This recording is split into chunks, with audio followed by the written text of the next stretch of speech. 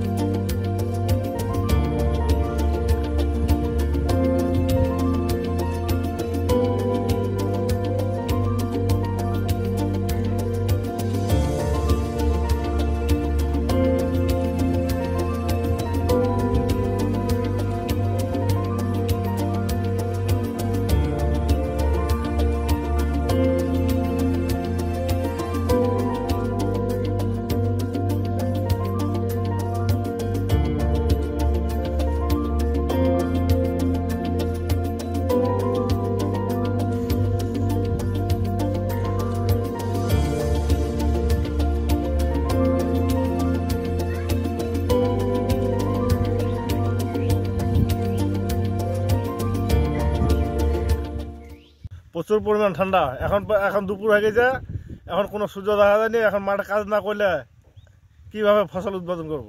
মাঠে কাজ করছি, হাত পা ঝিনঝিন আছে। মোটা কাপড় দিচ্ছি, তাও হয় না, পইট করে না। খুব ঠান্ডা, এই শীতের মধ্যে ঠান্ডা আবহাওয়া, এমন এই বাতাসের কারণে মানুষ চলাফেরা করতে পারতেছে না। এমন অবস্থা, বৃদ্ধ মানুষের জন্য আরও বেশি ঠান্ডা, অসুস্থ ভোগ করতেছে। আল্লাহ যে কীভাবে দিনকাল কাটাবে উত্তরবঙ্গের মানুষের, সেটা আমরা বলতে পারি না। দেখি আল্লাহ কী করায়, আল্লাহর ইচ্ছা।